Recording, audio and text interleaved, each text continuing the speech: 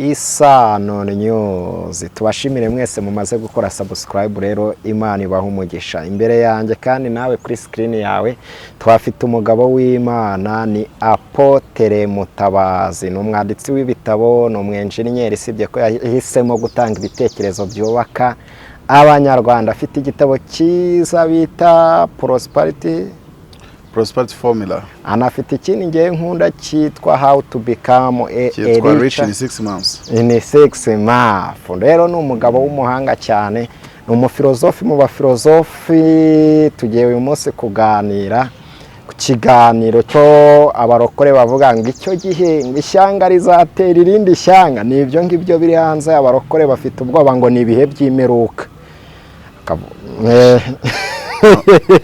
Ari bibihe by'imperuka, byari ku imperuka mu gihe cya kera. Abanyarwanda bataraba abanyabwoba barwana byanyabye inkundura. Nibi by'imiryango mpuzamahanga za UN Security Council zitaraza. Ushoboye umutsibura nyine bikarangirira. Ibyo uyu munsi ushaka kwikubitira duduye sanga nyine ugasanga nyine babizanyemo ibintu byabo bya formule ngo za diplomasi, ngo urumva ibihugu bikomeye byavuze. Ariko nabonye perezida uhagarariye mu Rwanda ari mashini, bigaragara ko yiza atabyumva. Nabonye yasizoye bamwita Therese Kayikwamba Wagner. Yitwara nk'umuntu wiza atabyumva neza. Yitwara nk'umuturage usanzwe kandi nyine ari minisitiri w'ububanyi n'amahanga. Kwatse ibintu ari gukora ari kubyumva neza ara. Ariko nyine ubwo nibyo by'iwabo. Nabonye ari gusabira u Rwanda ibihano 5 kandi abandi bari bizamuhira. Niba bizagenda gute? Abandi bararushima. Bisabye ku cyumweru n'ubu yabisubiyemo kuko no ku mugoroba ararimo. UN Security Council yagarutse nanone ku byagoma. Babanje kwikananshura ngo ntago Goma yafashwe, ngo urumva. Ariko ubu bari kuvuga yuko Kinshasa, ingingo nako cya media za Kinshasa nazo nkazireba. Kuwa mbere ku cyumweru cyase no kuwa mbere M23 yavuga ko yafashe Goma, ariko bakaba kitafashwe kiki mu maboko ya FARDC. Kuwa mbere cyagiye hakomerekaga abantu Rubavu na Indiyo ya tuhamakuru. Noneho bakavuga yuko none bari gukora inkuru zivuga ngo Rubavu yafashwe. Rubavu media yashatse kwesikoroka. Media yafashwe nako Rubavu yafashwe. Abarwanya u Rwanda ubwo baravugaga ngo Rubavu iri kurwanirwamo ngo abantu bari gupfa byatari, ngo abantu bataye umutwe byabacanze. Byose ugasanga nibiwa. Nayo impamvu nyina nagiye Rubavu nari ndi kwanga ko abantu bashyushye imitwe y'abantu, banekanye ngiye kwirebera ukuri kw'ibintu neza ndi ku isoko yabe. Abizi neza uvuga ikintu cyose ari ukuri. So none ikintu nabonye nuko Abanyarwanda benshi sinzi ibintu byabo. Hari nko gukoraga inkuru ngo Rubavu bameze bari kogeza umupira ngo aha ngo no ngo muhajiri aya arawufa. Bagiye mu ntambara nabyo bajya bari kogeza ngo amasasu ngace ngo amasasu ngaramukomerekeje ngo bagiye kumuvura ngo ntago byoroshye, ntago uri kogeza umupira. Icya kabiri ngo Abanyarubavu ngo bari guhunga aya ondati mukomere ryakubita akiruka.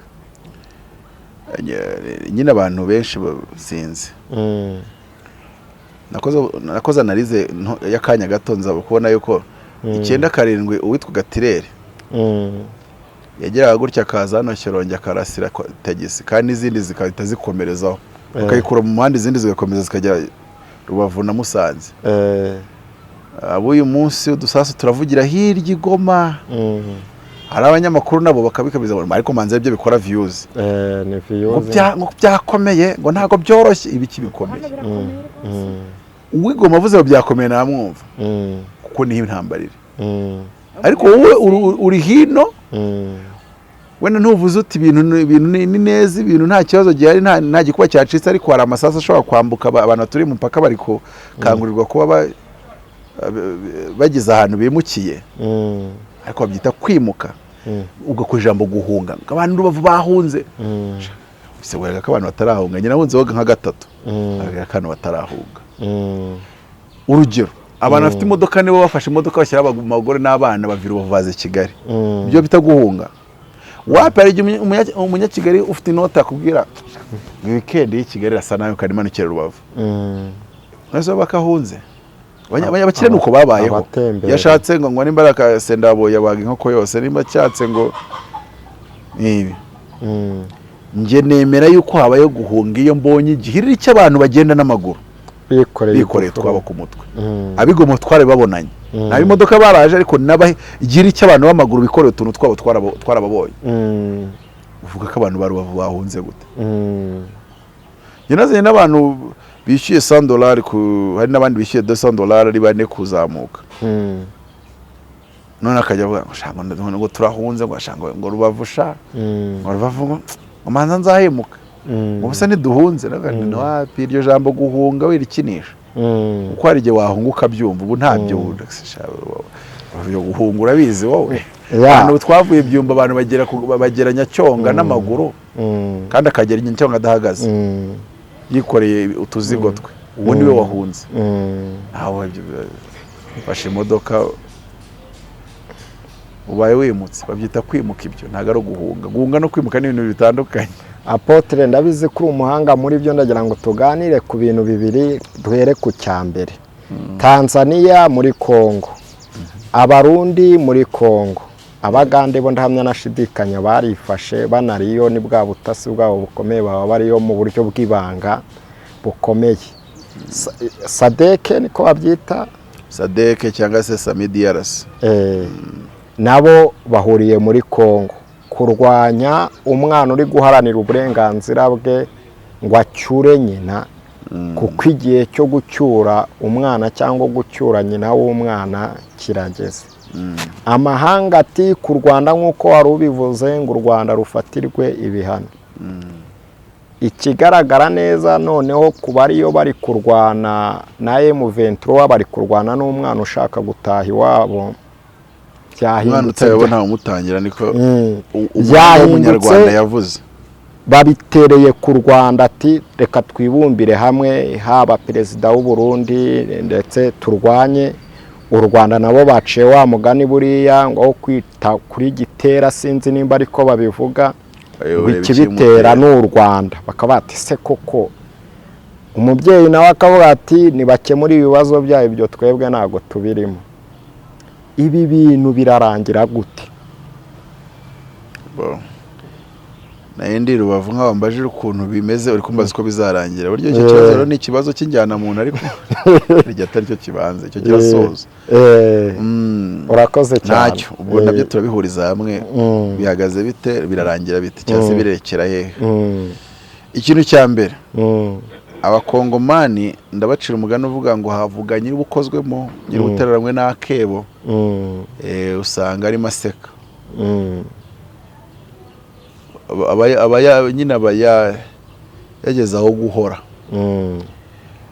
Goma irafashwe bafite icyizere cye yuko Bukavu irarenza ukwezi bakifite wasanga banayirimo none se Minova ifatwa ntibumvaga ari agatangaza none se hace hagati yo gufata Minova no gufata Goma hacemo igihe kingana iki Minova sifatwa ntibavuze ngo shango saa cye yarabananiye hacemo isi ngaye saa kitarafatwa ngo Kanyamahoro yo ngo yabaye indura nge mu kibaya ngo kwa Mama Oliva sinzi ukuntu bavuga ngo Mama Oliva umuntu uri gusaba uburenganzira bwe nge niga muri 6e primaire na 5e yari 978 twari duturanye n'abana bituganye abamene nyafaranga ariko n'uyu munsi baracyatuye kandi zari zifatanye abandi mu gihe baje bajya mu nkambi bo bahise bafata udufaranga bari bafite barubaka n'ubu baratuye kuva 97 kugeza 2024 imyaka 30 ubushakashatsi nakoze bwanyeretse ko iyo ubujije abantu uburenganzira ku gihugu cyabo na gakondo yabo ntago byagwira imyaka irenze 30 barakuvudukana inkotanyi barabatwikiye itaratukare n'inkaribwo babafukuje bya nyabyo ko nibwo banditse ku muntu abantu babizi nibwo handitswe itegeko mu itegeko nshinga bandikamo ngo umuntu utarari mu Rwanda 32 nta butaka afite mu Rwanda ntago ari n'umunyarwanda kandi bazi ko batwikiye abantu 5-7 kandi arabagiye nuzo uvuze ko batakira abanyarwanda 32 ntago bari bahari nyine ariko buri uzareye mu Rwanda uko byamera kose baravuga ariko buriya nimba wana nakoze genocide ukiruka ukanga kugaruka ariko isambu yabiracyari nkuko kuvuga ngo hano aracyari igihugu cyawe good nimba uvuga ko nahunze uretse ko abantu bajya bitiranya ibintu nabwo ngo abantu bajya bareka kwitiranya umuntu yagiye guhaha ibirayi kubera ko niburiya amafaranga ejo ningenda uvuga ngo nahunze ngo wahunze wagiye guhaha ubusa abindi bari mu Rwanda barahunze abashinwa bari mu Rwanda se barahunze baje guhaha ariko iyo uhinduye terminology ugahindura ijambo burya ukoze ikintu kinini uzarebe abantu bavuga ko bari impunzi muri Mozambique ugiye kurya ukabona ngo ambasaderi Amande nimba ariko bamwita ngo yagiye kubareba ngo abaganirize ngo abashishikarize kuza mu Rwanda urumva nta na rimwe babwira uyu muntu ngo isambu wasiziriya si yawe baramwereka ngo igihugu ni icyawe we ntushaka kuba araje guhaha ariko igihugu ni icyawe wa FDL kavuga ati nuca mutobo tuzana kwigisha imyuga tuguye na poste asude y'ubuntu ariko leta yacu niyo ngiyemo n'akantu ibaha amakamera n'amaterepiye ibafungurire n'amacano ibigisha na editing basanga ari abahungu bavukiye muri ariya mashyamba ya Kongo bashobora gukora views rega niyo yatubwira stories z'uko byamugendekeye muri ariya mashyamba ni views yakora nk'ukwezi kose ari kurya views cyane rwose bana basubiramo karirimbo ariko icyo nagejeje kwerekana uko imyaka 30 wabujije umuntu uburenganzira kuri gakondo rwose ntiyaguhira niyo mpamvu abantu nibadacunga neza 2027 izajya kugera havutse igihugu gishya hakabaho balkanization rero hakabaho balkanization rega no muri Sudani ya ruguru n'epfo byahoze bifatanye nese ko balkanization yabaye barapfuye byatumye intambara zimwe na zimwe zihosha wenda ibindi bazarwana nabyo ariko ntago icyo Kongo ikeneye ari kuvuga ngo Kongo igume ingana kuriya Kongo ntibazi kuyobora wagira ngo nta nibyo bashaka no kumenya ntibazi kurwana ntibazi diplomasi ntibazi politiki ntibazi gukorera iterambere ngo bavuge ngo igihugu twayiteje imbere imihanda ya gari ya moshi ibyo ufite uruganda rugakora ibintu igoma ntiwabijyana Kinshasa yewe sinzi imana kisanga ni wabicuruzayo nta mihanda nta kandi igihugu ni kinini sima yasimerwa mu Bugarama amafaranga igura mu Bugarama nayo igura Igicumbi kandi niho hantu harehare mu Rwanda habaho mu Bugarama y'Igicumbi ariko simiguramwe nicyo gituma tuba ngo u Rwanda n'igihugu kimwe ariko Kongo nabo n'uyu munsi ribarikanize nimba utakora ikintu mu ruganda rw'Igoma ngo ugicuruze Kinshasa bivuga ngo ahantu n'igihugu kimwe Amerika ni igihugu kimwe yewe inaruta Kongo inshuro nyinshi kuko Amerika ifite kilometero kare miliyoni 9.8 Ubushinwa bufite kilometero kare miliyoni 9.6 Kongo ifite kilometero kare miliyoni 2.3 hari hafi aho urumva ko United States of America iruta Kongo ariko ni igihugu kimwe kuko icyo wakoreye muri state imwe kigura amafaranga amwe muri state zose kubera ko bafite imihanda ya gari ya moshi anacyo kintu proposaga Afrika igomba gukora igakora umuhanda wa gari ya moshi w'ibirometero 450 ibihumbi 450 by'amakilometero ibihugu byose bya Afrika bigahuzwa n'umuhanda wa gari ya moshi ku buryo ikintu ukoreye muri leta imwe cyangwa se mu gihugu kimwe kigura amafaranga amwe muri leta zose kubera ko hari imihanda ya gari ya moshi izengurutsa izo merchandise rero Kongo nimba idashoboye kubaka iyo mihanda ya gari ya moshi ikaba idashoboye kuyobora ngo itanga umutekano ku baturage bose ndetse no mu duce twose bakaba ahubwo ari nabo bisabira balkanization nimba nyuma balkanization haba amahoro atemba nk'uruzi cyase imirwano imwe n'imwe igahoshwa cyangwa sigahagarara none mvuge muri uburyo hari ibintu twatuvuga yuko imyaka 30 ntago bizabahira yuko bayirangiza bataraba balkanization niba batitwara neza kuko bafite mu president nge ntarenganya kandi nanone ntarenganya kuko nge sinza amanota yiza agira mu ishuri uretse gatoya mvuye kuri iyo detaye nubwo ntaza amanota yagiraga reka nishyiremo yuko n'abantu bose bayobora neza ibihugu bataba baragira amanota menshi ntiyigeze ayobora urwego urwo ari rwose mu gihugu uretse ko ari umwana wa Etienne Tshisekedi wari premier ministre wari ukunzwe muri politike ariko ntago yigeze ayobora umwanya wari wose. Buriya Kongo ibikeneye umuntu uza kuyobora wenda yari umusirikare cyangwa yarakoze mu butasi yarabaye muri presidence y'imyaka yarabaye mu buzima bw'igihugu mu myanya ifata ibyemezo bikomeye. Nashakaga kukubwiraho gatoya kugira ngo ukomeze. Aho ari you trusting umuntu ukabona rwose nta kintu yakoze cyamuha experience turi aho ngaho imuhagije ngo ayobore igihugu. Umva turi aho ngaho hari icyo wavuze diplomasi. Nujya kureba His Excellency urasanga mu Uganda arwanya intambara yo kubora Uganda bamushinga ubutasi mu gihugu cyose buryo buri umuntu ukomeye ushinzwe ubutasi ubuzi ibintu byinshi mu gihugu cyane ubuzi no gufata imyanzuro iri ku rwego rw'uko igihugu bagifatira imyanzuro kandi nawe waje abanza kuba vice president nyuma aza kuba president. Biratandukana n'umuntu kuvuga ngo njyewe nisanze gusa ngo nari umwana w'umuntu runaka ngo nisanga bari kumwe ati kandidatire nisanga n'abaye nibasanga n'abantu uzakora ibikorwa n'ibidakorwa. Afite igipatriotisme muri we perezida wa Kongo ariko kidafite kakano niko nashakaga kukubwira ndetse ngo ndamye ko bafite ishyaka ry'Imana ko batava mu bwenge. Aho ntihabuzemo ubwenge bwa diplomasi wa M23 ari abana b'icyo gihugu ngo sinzagana nabo buri mu biki nta diplomasi irimo ariko harimo patriotisme. Uburushwa ubwenge n'uwitwaga Habyarimana kandi we byaramunaniye. Umuntu aravuga gutyo kumva ashatse kurakara none kameme nimba ko byamunaniye igihugu barakimufatanya nose ndabeshye. Oya so mu magambo make ariko byibuza ntiyigeze yanga kurwanira n'inkotanyi nta na rimwe yigeze abyanga. Cyangwa se nimba yarabwanga igihe cyarasendereye bafashe intwaro bamufatanye Kayitumba naye n'ibyumba yemeye ibiganiro. None baragufatana umujyi bwa mbere bakawurekura atari uko barashe cyangwa barusha imbaraga ejo bakongera bakawugufatana bakawufata iminsi 2 ariko kumva utazaganira nabo ni abana b'igihugu uko mutazaganira nabo hakuze ko niba batari umwana w'igihugu akakusha imbaraga zo mu mirwano bya wanamubwira atari ko reka ngo kimwe cya kabiri cy'igihugu tuba amahoro none umujinya abahatuye uzakomeza ubahe ibyo bagenerwa uburenganzira bwabo ariko mbona amahoro ahinze. None se uvuze ngo ni patriotisme yawe ukabura kuvuga ko uri gupfusha abaturage miliyoni 10 cyangwa 8 cyangwa 6 muri ibyo struggles zidafite igisobanuro zitasobanutse. Hoya nabyeretse makora ariko perezida w'Ubufaransa yabyeretse makoro perezida w'Ubufaransa aho ngati nge ndivumbo yanasotse atanywe icyaha cyangwa se waba uri kuganira n'abayobozi b'ibisi ukivumbura ikibongoza nari amabuye. Twe twatanga amabuye yose ashoboka ibyo dutegetse byose bigakorwa. Ariko ibyo nukurata abana impyisi yo zihuma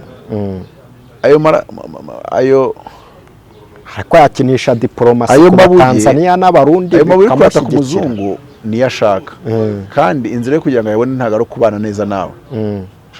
Nese M23 ntiyamuha amabuye yego nese rubaye niwe wifite none se kuki utari kumva yuko ugomba gukora karikere zirenze ziri gukora ko yageze kwa General Neva aramubwira ati diplomasi ndayikinira no kuri Tanzania arabati njyamabuye arahari.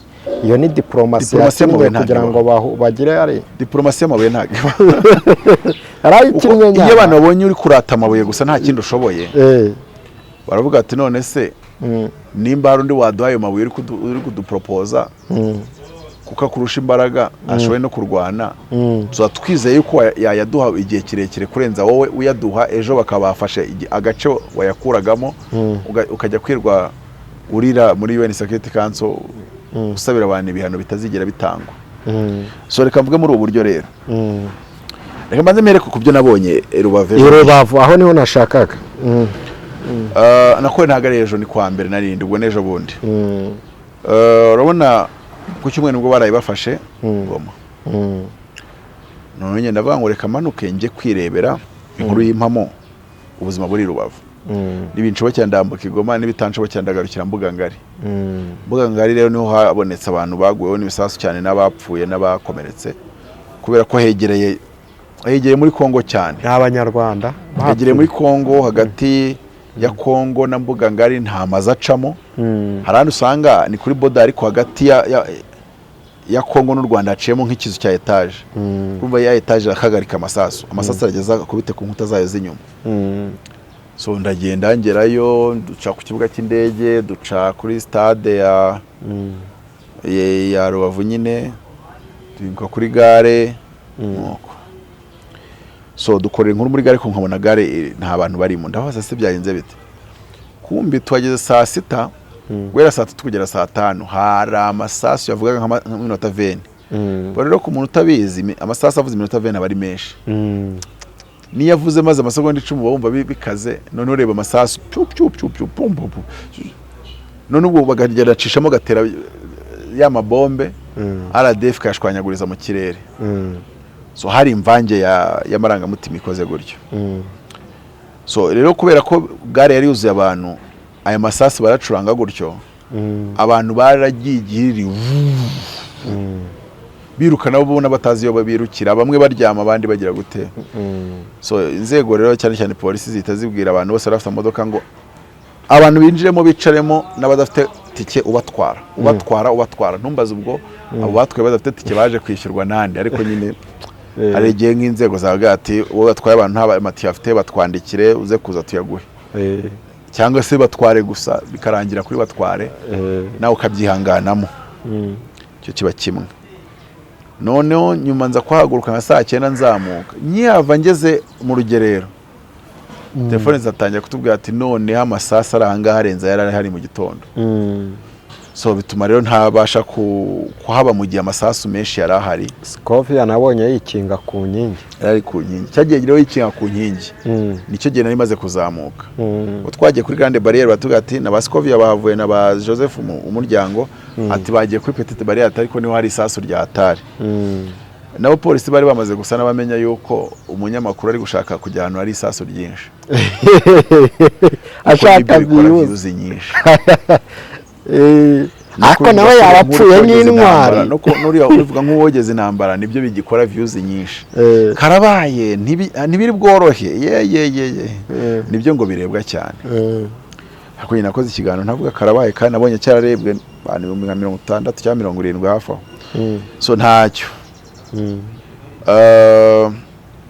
ikintu cya mbere iyo RDF bira ibombe biza kugwa mu Rubavu hari n'igihe abantu bari gushyira ibirenge ku muhanda bagahunga kandi nta kintu kidasanzwe cyabaye ariko babonye ibisasu babimanuye babona ko RDF yiteguye kandi izi byiri gukora bituma abaturage rero batuza bagira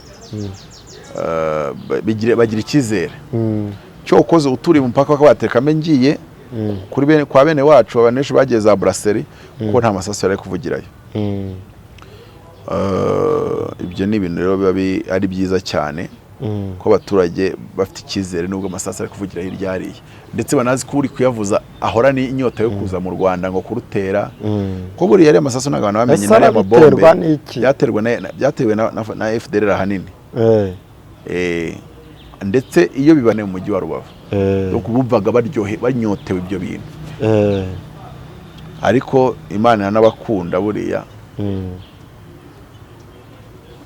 kuko winjiye ku butaka bw'u Rwanda ukayinjira urwana ikibari cyo gupfa cyabo barangije kugisinya babyarangiye gahunda yo gusubira rero muzima ibigerwa ku mashyi rwose wakora ibindi wakina indi mikino ariko ushaka kuza kurwana ku butaka bw'u Rwanda ntago ari imikino ukora ngo iguhire sundi bavuye mu burara bagataha ko ari karibu babahaye buri gihe harimo bararwana n'iki nk'abo ba FDLR ideology ni ikindi kintu bo bumva bagomba kwinjira bakora ishyaka rya gisirikare banahabwa imyanya mu ngabo y'abantu batekereza nk'abo bafite ideology yabo ideology ishingiye kuki uvuga ngo tuzakora ishyaka ryubakiye ku buhutu no kuharanira uburenganzira bw'abahutu ariko iteka bikarandinga kuri iryo jambo asabi abahutu bimwe uburenganzira ko tufite ndo umunyarwanda mu gihe twagiye mu bintu ikintu cyande umunyarwanda tunashaka yuko umwana nge mbyara sinshaka amenya ngo ubwoko bwari ubu byari bimeze gutya cyane ko nge bira bwoko mbufata nka scam ntabwo ari bwari ubwanyabwo nta nubwo bira by'ubututsi n'ubuhutu byujuje criteria z'ubwoko ndagwa nk'urugero muri Kenya haba amoko menshi amoko 5 manini afite pourcentage ya 35 niko tumwe ngo hari ubwoko bufite 45 ukoze gute se njya numva cyane ngo Tugakomeza. abakikuyu buri bwoko busa n'ubwubakirwaho politike n'ishyaka runaka ariko urumva ukeneye ubwoko nka butatu cyangwa bune kugira ngo mufatanye mukore coalition kugira ngo mutsinde amatora. Mu gihe hano umuntu akubwira ngo twari 85% bisobanuye ngo gutsinda amatora byari ibintu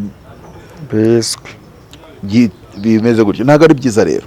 Noneho nk'urugero nagiye kubwiriza muri Kenya, njya kubwiriza mu bafite ubwoko bw'abakamba. Abakambi tugiye vuga ngo imana igwa mu cyo ngo ngaya akwatheme, urumva cyo igiswahili wapi ni ikikamba. Ubwoko bavuga ururimi rwabwo, no muri Uganda uzarebe buri bwoko bafite ururimi buvuga. Abantu bo muri Guru ntabwo bavuga ururimi nk'urwabo ikabare, abo muri Ankole. Ndumva mwarimu Nyerere yarigeze abivuga ko atari mu Rwanda ko nta n'ubwoko mugira, mwese muvuga ururimi rumwe. Abo mwita Abatutsi n'Abahutu ntabwo wabona ahantu Abatutsi batuye n'aho Abahutu batuye. Mu gihe Abakamba bafite ahantu batuye, Abamasayi bafite ahantu batuye, utari Umasayi ntiwaba uhatuye. Ikindi Abamasayi bafite ururimi bavuga, urumva ubu wabwita ubwoko.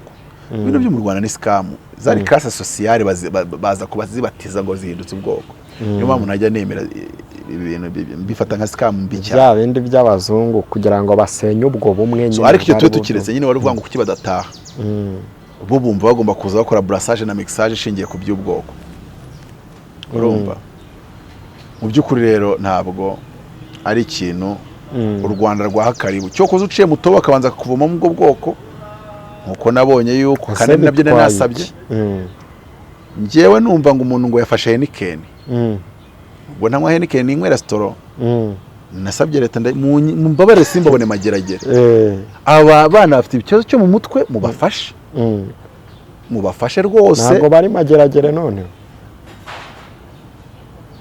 Ubahe nubwo nta muri showbiz ko nuwayo nturi aha ngaha. Ntumvaga bari baberekeje iwawe za polisi. Bageze ihuye babitekereza atari gusa ngaha tujyana abajya.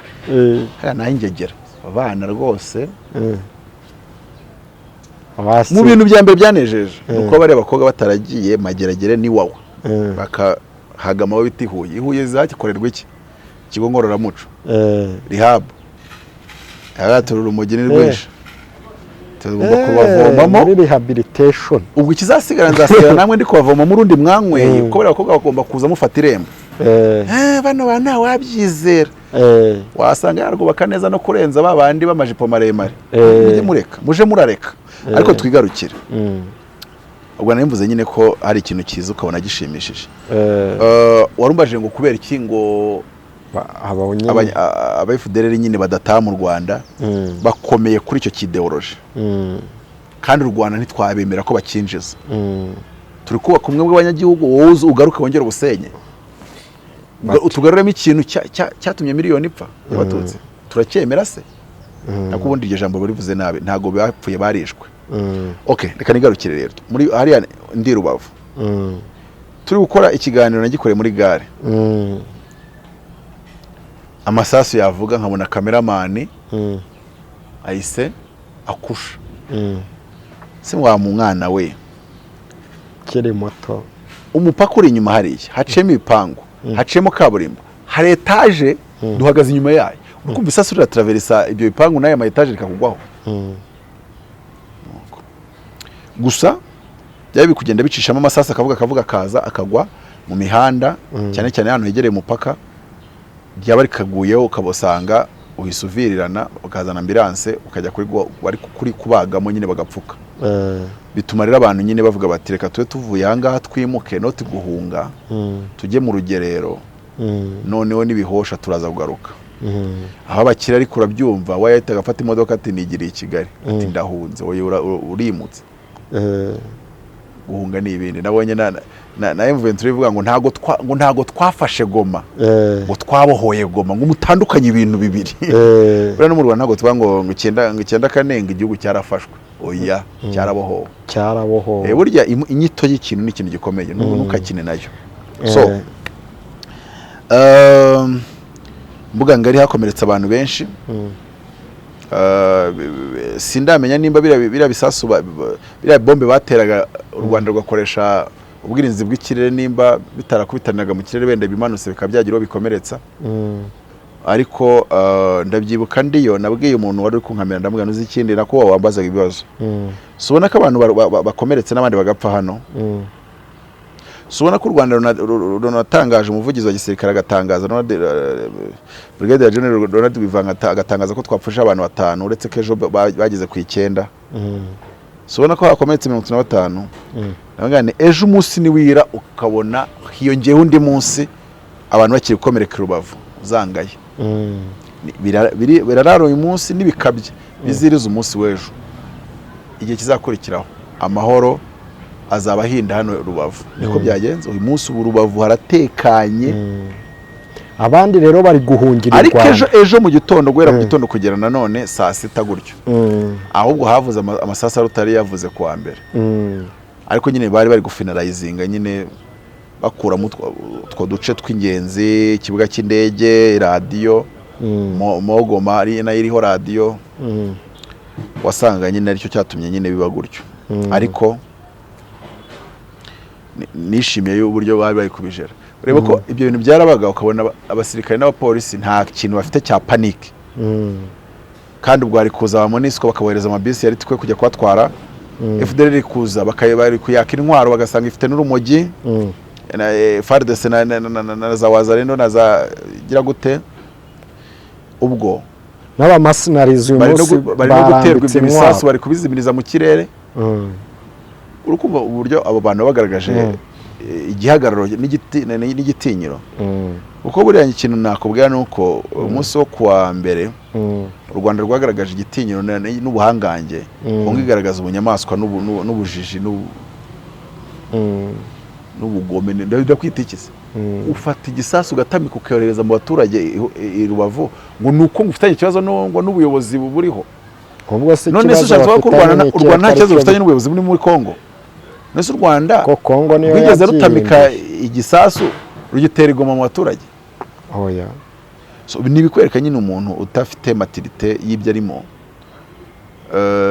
ugasanga abanyarwanda iyo hirya za Goma bari uvuze ikinyarwanda barakubita ugize gute bagakubita nyamaze bagakubita abo ngabo ejo bari bene wabo bari guhungira mu Rwanda bari kubagaburira neza bari kubitaho so ugabona yuko nyine harimo ikintu cyo kuba abantu batafite iyo maturité so rero ikintu narumaritse ndiyo kwa mbere nuko nta gikuba cyari cyacitse ariko abanyamakuru bari bakoze ku buryo byitwa nka gikuba cyacitse ariko abantu bakomenetse wango sha moto niyo yabere muri 10 ikagutura hasi byanga bikunda uvunika guka cyangwa gakomereka irigisi ikora accident batanu bagapfa ntago ari ibintu rero binini cyane nubwo nabo tugomba gukira ingamba n'ubwirinzi butuma bitaba ariko muri ku mupaka mufatanye n'umupaka hiriye umupaka ni wabuza kwarwanira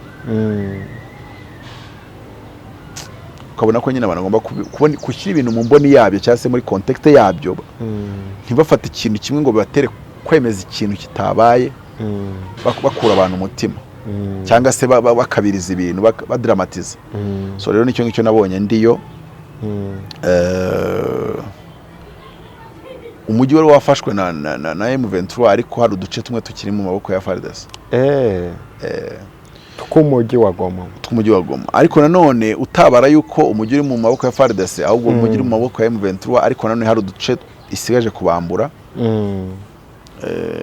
runaka nibyo nabonye nangije ndazamuka sigara noneho amasasu ya nyayo nari nkeneye kujya gukurikirana neza nyari hafi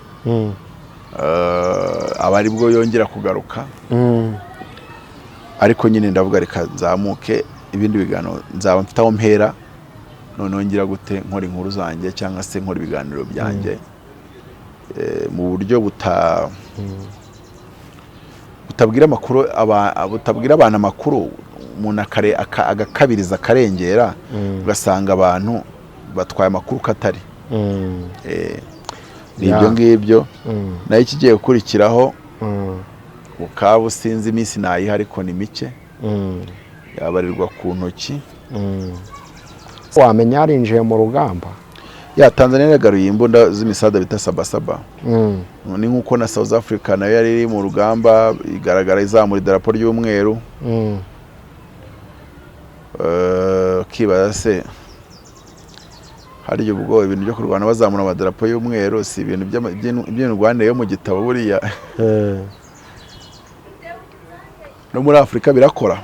Ariko nyine buryo uzamuye igitambaro cy'umweru buvuze ubugaragaje ko ushaka ko muganira, ubugaragaje ko ushaka ko habaho ceasefire, ubugaragaje ko ushaka ko habaho talks, peaceful talks.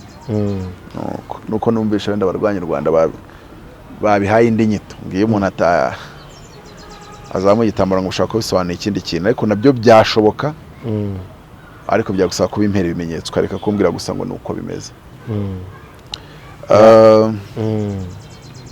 Bizarangira gute? Kisekedi azemera Rwanda na M23 cyangwa se M23 ifata agace igagira igihugu cyihariye, wenda bafata ibihano ariko amaherezo baze kubona ko bagomba gukorana nayo kuko izafite amabuye. Icyo gishobora kuba bagafata Goma, bagafata Bukavu, bagafata Nord Kivu na Sud Kivu zose, bagakurikizaho za Ituri, za Maniema, bakamanuka hasi za Chopo na za Katanga. Noneho nkuko nyine kiriya cyama cyitwa Alliance Fleuve Congo, kuva kuri Fleuve ya Congo kugaruka ku Rwanda, kikaba igihugu cyigenga nkuko South Africa na South Sudan byagenze. Cyo nacyo nicyo mbona yuko gishoboka, cyangwa se ngo birerekera he naho byerekera. Urumva ko rero hariya muri Congo hari ibibazo byinshi. Ikibabaje y'abazungu bashatse kuza gukemura ibibazo by'abanyafrika, none n'abanyafrika bakabibemerera. Baza mu kibazo atazi imizi yacyo, agashaka kubikemuza bya formule zimenyerewe wajya ni repondere. Urumva ngo sovereignty igomba kubahirizwa, uburenganzira bw'ikiremwa muntu. Turaho uri kumenya ikibazo cyatangiriye.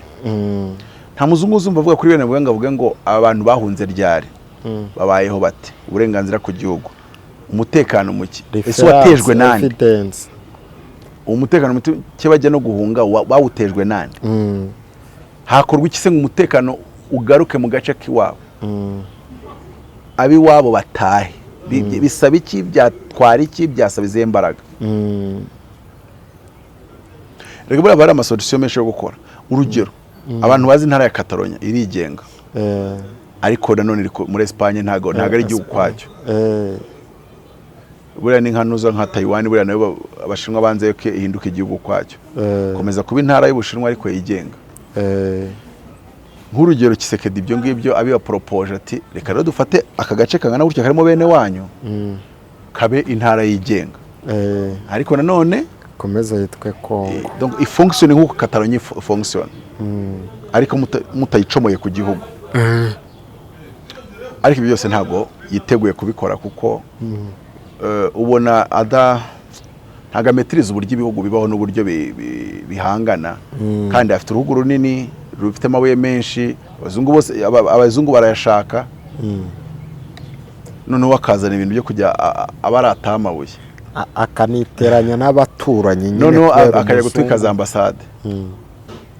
Sinzi niba bizamuhira gutwika ambasade ya Trump, wenda yanatwike ya Joe Biden. Hari igihe Trump bamubwira ko umunyafrika yatwitse ambasade agahita arakara amurandura nzuzi. Icyo gihe ukumva noneho leta ikanitandukanya nabyo ngo ntabwo yabigizemo uruhare. Ariko amategeko avuga yuko igihugu aricyo kirinda ambasade kirimo. Uruhare rwanyu rwa mbere rwo kurinda ambasade bayatwitse muri. Abasesenguzi basesengura ko hari intambara igiye kuba y'akarere aka ka East Africa. Bitwaye iki se? Wowe ni kubibona byabitwaye iki? Aha abaturage se niba ngo icyo zimwe cyoroshye. Hari igihugu uzi kitagira igisirikare uretse wenda Ubusuwisi? Nacyo. Ariko ngo ntigira igisirikare, sinumvisha ngo bagiye kwangaje abasirikare 500. Ariko baguze Skoy, bagura imizinga, bazana Sadek, bazana Tanzania, bazana Wazalendo. Barumva ibyo bidahagije, barumva bagomba gushaka abasoda 500. Babenda discipline bangura umugi. Komande yanyijagaraye wagira ngo ntago ari igisirikare nk'ibindi bisirikare. hari igihe byagiye hari ukuntu nge ntatekereza. Icya mbere umunsi uzaba uri kubona harimo ibintu byo kurwana no gupfa no kwicana, ugashaka igitekerezo cy'ubwenge by'uburyo wakemura ibyo bintu, ntuzabibaza umuntu utinya gupfa, kuko igisubizo cye cya mbere gihita ngo rwose ngo nibabireke babireke. Aho nibigiye kuba nka ya nkuru yo muri Bibiliya ya Hoshafati. Undi muhanga yaravuze ngo a nation who prefer disgrace than danger deserve a master and will have one. Ntago ibihugu bibaho mu kunengeka no kubembereza, cyane cyane bigeze ku cyo twita national interest. National interest ku bihugu byose hazamo umutekano w'igihugu, ubumwe bw'abanyagihugu. Niyo mpamvu Catalonia bashatse kwihindura igihugu cyigenga, bahise bakoresha article ya 14 y'itegeko nshinga rya Espagne, aho bavuga ngo iyo hari umuntu ushaka gucamo abanyagihugu kabiri, ngo icyo gihe leta guverinoma ikora ibisabwa byose, all the necessaries. Ntabwo ari ibitegetswe n'amategeko, ntabwo ari ibyemewe n'amategeko, no, all the necessaries. Sinakubwira ngo FDL ni menace ku Rwanda mu rwego rwo guhangana nayo cyangwa se kuyibuza guteza ikibazo. Umwanzuro waba uri bufatwa wose, nta miyaga nshyiramo, uyicumbikiye kandi ukorana nayo. Twabonye Denise Kisekedi yagiye gusura abantu bakomerekeye ku rugamba, harimo umuntu ufite tatuwaje ya Igo yanditseho hejuru crap nini ya special force yo muri FDLR. Birazwi, isi yose irabizi. Manzi unabaje muri we bakubwira ngo crap ni iki, yabakubwira ibyo ari byo. None se umuntu ufite tatuwaje ya crap,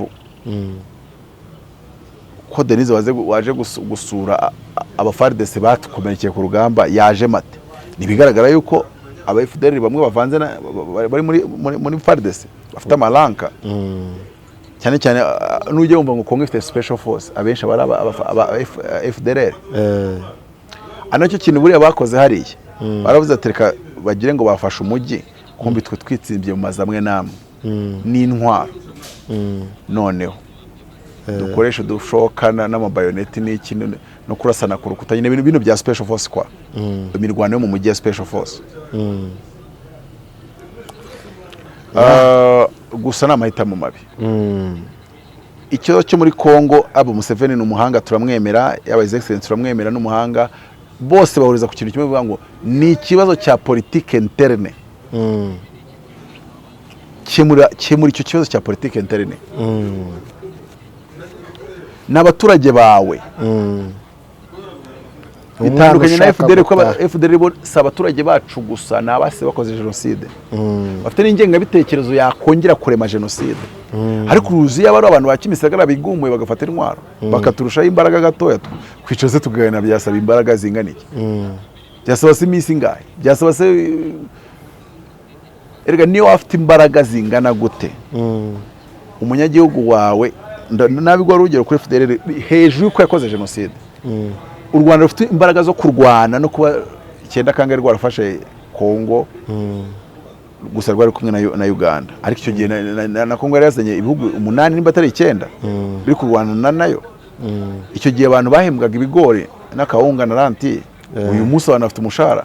Umuntu wakoze mission afite inzu ye muri Kigali n'ibishyimbo bya Rumarimwe n'ibindi nk'ibyo. Bivuze ikiri cyo ndi gushaka kubwira. U Rwanda rugenda kagutsiburira FDLR. Yewe haba n'igihugu kigusapotinga rukabwira atari ko rero hari igihe byazaba ngombwa umuntu agasimbuka mukabikurikiranira iyo hirya, twebwe igihugu cyacu ntago ari cyo kurwanirwamo. Gusa nimba ahantu atari kurwanirwa hambere, Kigali, Musanze, uriya handi byabaye.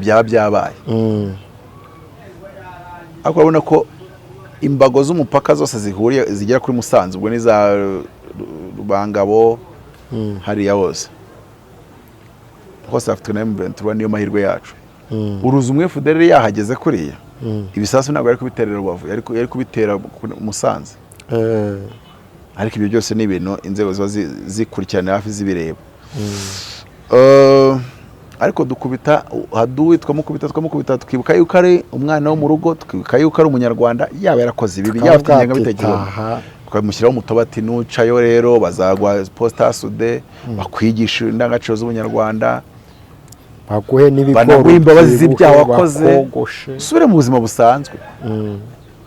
Nubitekereza ko wari wamurushije mu gisirikare kuki umushyireho iryo rembo, nuko uzi ko nta muntu urarwana imyaka 30 intambara yo guheza abantu ku gihugu no kubabuza uburenganzira ku gihugu cyabo ngo bimuhire, nta n'umwe ngo ubu wa kabiri. Farawo ntabwo byamushobokeye kubuza Abisirayeli gutaha cyane nubwo yari igihangange. Yewe bajya no kwinjira Kanani, abashatse kubatangira ngo batinjire Kanani, abayebuse, abahivi ntabwo byabahiriye, hatitawe yuko Yosuwa yari afite abahungu batatojwe intambara cyane cyangwa se batabonye umwanya munini wo kwitoza no kugira experience y'intambara. So muga make rero M23 igisubizo kiza no kuganira nayo, ibyo basaba byose bakabyemera, nta kirimo gikomeye. Museveni niko yavuze. Museveni yavuze ati ngira nababaje ngo mumbwire the list requirement mukaganira, ati barabinyeretse ndaseka, ati nzi ko badashaka ubutegetsi, tukari cyo kintu ubundi kigora kugiha umuntu. Hari umuntu uza mukarwana wambwiye ngo tuganire, ati ndashaka ko umwanya w'ubuperezida. Ese perezida wa Angola we w'uperezida mu nteko mpamye imyanya, mu minisitiri uramama imyanya 10, ukabona ko ashaka ubutegetsi. Abantu badashaka ubutegetsi bashaka umutekano uko bene wabataha. Ibyo ni ibintu bituma wirirwa urwana. Ibintu byose wabijyanye muri za UN yo hirya. Nyamwe abantu nkabwa muzarebe. Nta na rimwe ikibazo cy'u Rwanda na FDLR cyane cyane abacengezi 9-7, nta na rimwe twigiye tujya muri UN. Kuririra twadirinze nabyo hano. Kurira umuntu ushaka kurira ni nko gutibuye kunoza mu mazi. None ureba ko ufite n'amabuye noneho wikwirugurira abo bantu ari bo bakumereye n'aba cyasa nabo batuma bakumerera nabi. Kumva se ko uri kugira uhebwenge. Biriya bibazo Kongo, Teresa Kayikwamba, Patrick Muyaya, Kisekedi bakabaye babikemura mu buryo bwa politique interne. Conference hagati y'ubwoko butandukanye zikajya ku ruhande. Nimba biri ngombwa yuko bakora etat federal igizwe n'ibihugu cyase na state enye cyangwa 5 bakayikora, kandi tubonye icyo cyatubera igisubizo. Abandi nyine ubone ibijya byo kwiyamira ngo yangiye ntituzijya tubyemera. Sinzigera nganira na president kanaka, sinzigera nganira na M23 like. None se kuri wiyita president akaba ari we top diplomat, ubwo ibyo uri kuvuga diplomasi irimo buriya abane ari gihe ubona umuntu ibintu arimo ukavuga ati ukeneye kwiga kabisa, ukeneye no gusoma ibijyanye n'uko ibyo uri gukora bikorwa, ntago ari uko bikorwa, babikora nabi cyane rwose. So mu by'ukuri rero ni icyo ngicyo.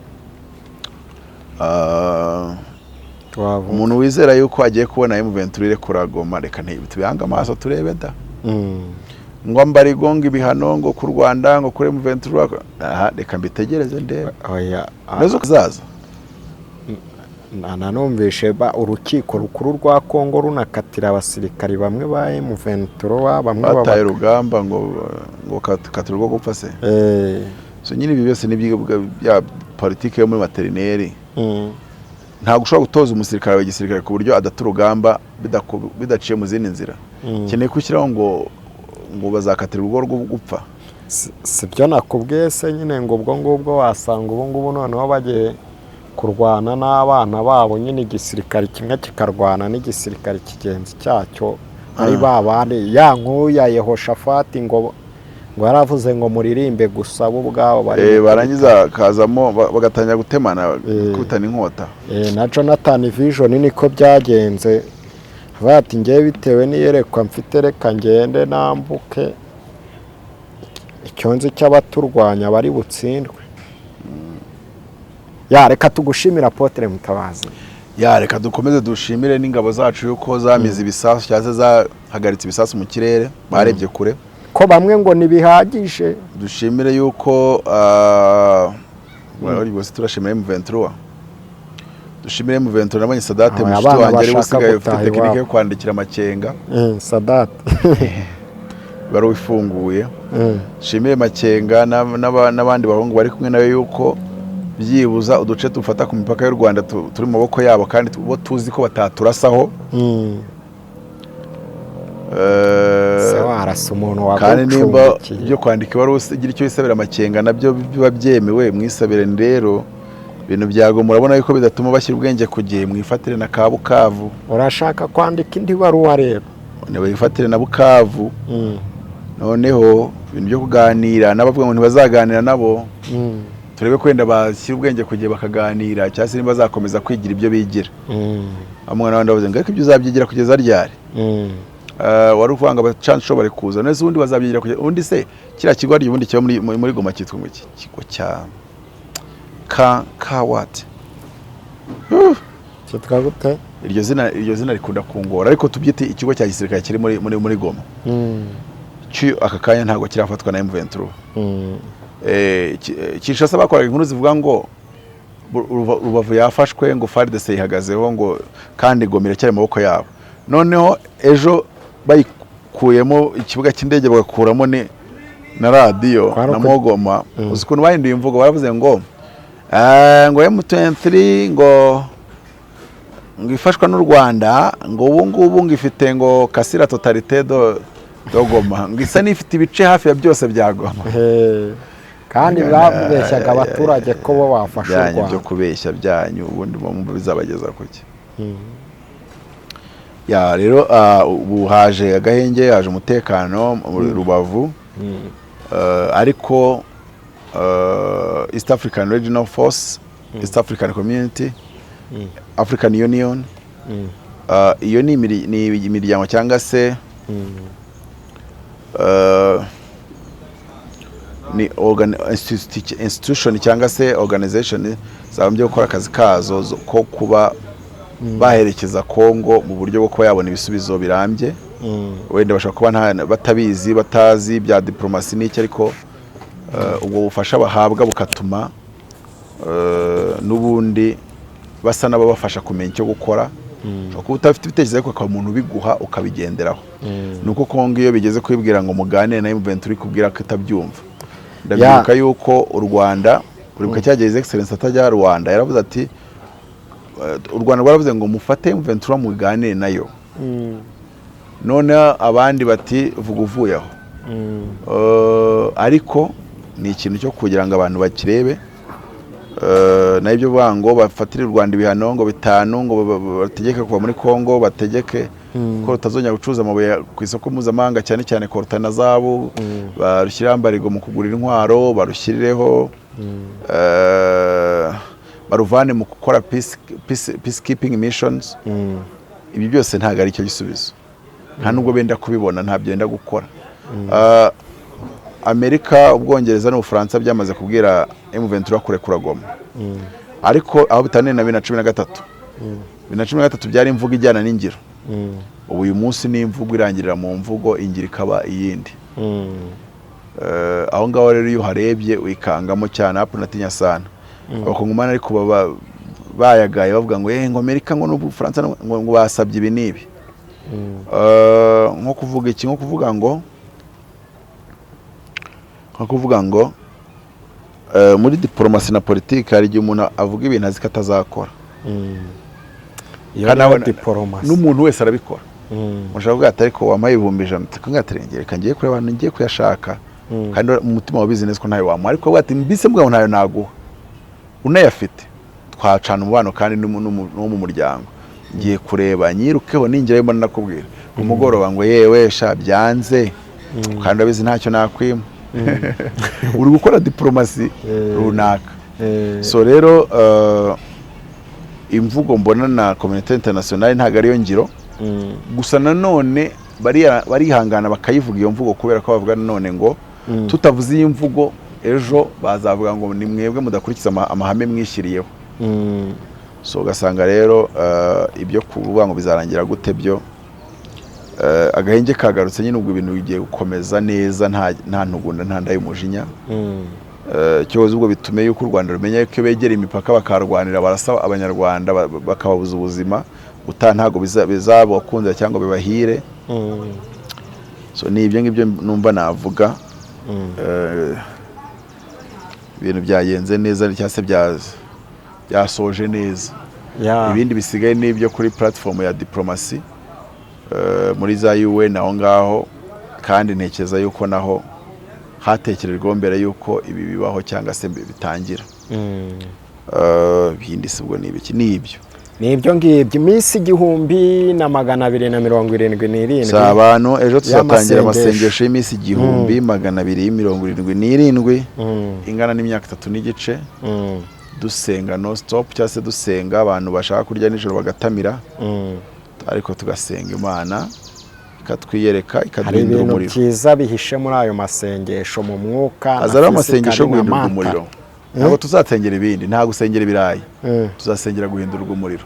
Guhindurwa umuriro, wahindutse umuriro ugafungura iduka abantu bose bahita baza kuwota, bahita baza cyase banaza atazi ikimuzanye ariko akumva hari imbaraga imusunika nginjira aho ngaho. Nomero ya telefone rero umuntu mushyire muri ya groupe, numvisha arimo ngo kafe nimba ari nibiki. Ya groupe dusengeraho ya masengesho yitwa ubuvumo bwa Aduramu cyangwa se Aduramu Prayer Cave.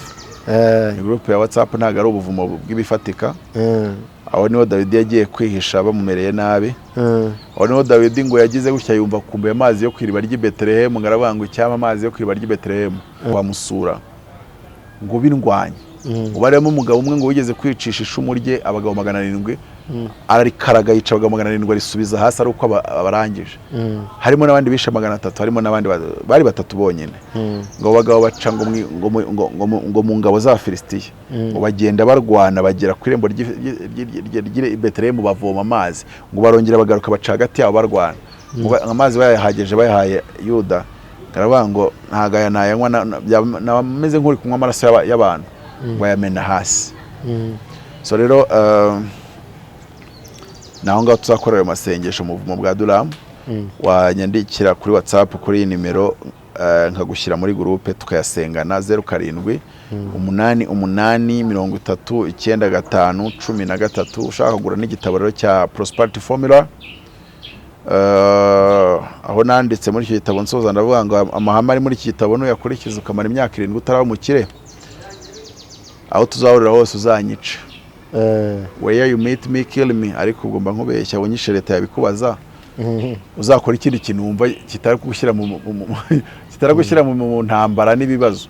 Urugero ukaza ugatera kamera ukavuga turiya muntu n'umwese ukora ibintu yanditse mu gitabo narabikoze ntibyagira icyo bimarira.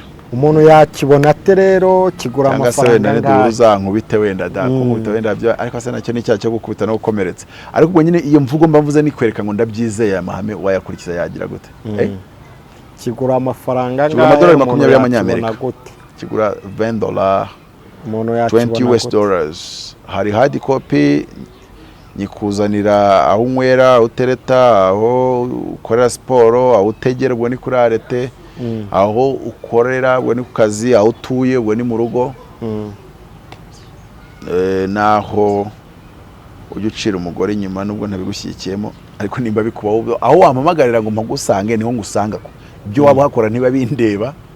Ngewe donc ni home delivery, igitabo nyikuzaniraho uherereye kuri ayo madolari 20 nkagenda ruhire nawe ugasigara amahoro. Ushobora no kugura soft copy.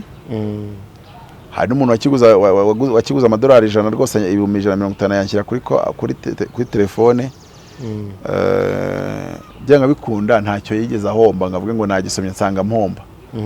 Rero ku madolari 20 ntago ari ibintu bikomeye, na page 44 si nyinshi ngo kari nk'iya sikwa kigurisha menshi. Nese nge ngurisha impapuro cyangwa ngurisha rama papier ko ngurisha ibitekerezo. Cyetse n'umuganga ibitekerezo birimo se kari biki ngo kari bigufise. So ntago ariko ibintu bikoze ntabwo ariko bikora. Ushaka kugwa soft copy ku bantu bari hanze muri diaspora, ushobora kugwa hard copy nkayikuzanira aho uri. Iyo uri mu ntara nyishyira kuri Courier Express ukaza kujya kuyifata. Nuko ibintu bikoze ni Prosperity Formula kandi igitabo kiza cyane. Nkuko na Rich in 6 months nacyo kirahari. Ariko umuntu uzishyura amadolari 20 nzamuha Prosperity Formula muhe na restaurant cyangwa se muhe n'agahimbaza musiki ka Rich in 6 months. So bivuze ngo uzajya ugura igitabo kimwe ngo 2. Ni byiza cyane. Reka uzasengera igihugu, sengera ibihugu bituranye kugira ngo umwiryane abazungu bari kudushyiramo tudaha agaciro ibyacu dufite by'agaciro bakaduteshereza agaciro muri ibyo bitwaro ari cyo ugeze kubaza nyinsa nuvuze igiciro ngo umuntu yagiye kuvuka intambara ngo akarere bintwaye iki aho kubana n'ibibazo bidakemuka biri byitwa FDLR naho kubana na M23 bahejejwe ishyanga imyaka 27 kubita muginga upfuye apfe nanjye nimba mupfa ngendamo njyemo n'ubundi sinzi abayiteka ryose ariko abasigara babeho neza ubundi nuko nizera kandi umuntu apfe nk'intwari ikindi ukanapfa nk'intwari n'ibindi nk'ibyo so ntago njye njya nizera mu kuvuga ngo disinga ibintu ngo byagira ingaruka tw'abantu b'abanebwe b'abanyabwoba ntacyo dufasha nta nubwo ari ku ibihugu bibaho the survival of the fittest nta mpamvu kurwana kw'ibihugu byahozeho kuva isi yaremwa na n'uyu munsi biracyabaho na Ukraine irarwana n'Uburusiya ntago rwose arwana ari Ukraine ifite umutungo kamere ari Uburusiya burawufite byose n'ibihugu binini ariko Uburusiya burabarusha imbaraga ariko nabo bararwana kandi ntago barwanya iminsi 5 kabiri nta nubwo bapfusha abantu bake ariko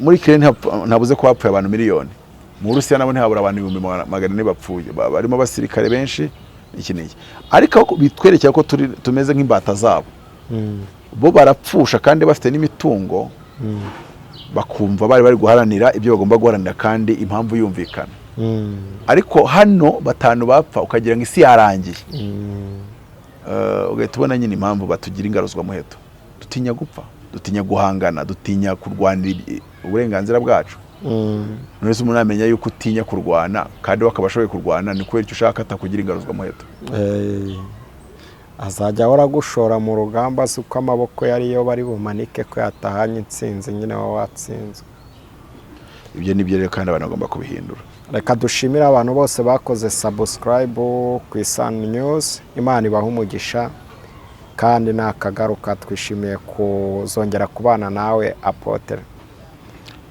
naye ndabashimiye abantu bakora subscribe comment na share kandi namwe mujya mukora ikiganiro mutangire mbwira abantu bakora subscribe musoze mbwira abantu bakora subscribe ko nabyo bigira akamaro iyo ubimubwiye mu bantu 100 bibwiye babiri barabikora cyangwa 10 bakabikora mu gihe utabibabwira bose bashaka kutabikora bakirebera ikiganiro bakigendera nkuko n'ubu bibwira n'ubundi akakireba bakigendera wamugira ute ariko kubivuga biba biri ngombwa subscribe rero muyikore ciao nakagaruka